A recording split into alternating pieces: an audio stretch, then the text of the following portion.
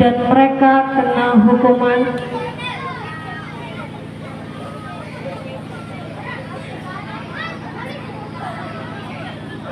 dan hukuman itu juga terjadi pada kita saat ini.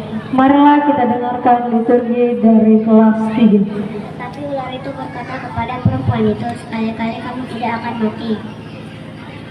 Tetapi Allah mengetahui bahwa pada waktu kamu makannya, matamu akan terbuka dan kamu akan menjadi seperti Allah. Perempuan itu melihat bahwa pohon itu baik untuk dimakan dan sedap kelihatannya. Ketika dia Tuhan bahwa semua kejahatan manusia besar di bumi, bahwa semua kejahatan semata-mata. Tidak sadarkah semua orang yang melakukan kejahatan yang memakan habis umatku seperti memakan roti? Bumi cemar karena penduduknya sebab mereka melanggar undang-undang, mengubah ketetapan dan mengingkari janji abadi. Sebab itu semua seperti dosa telah masuk ke dalam dunia oleh satu orang dan oleh dosa itu juga maut.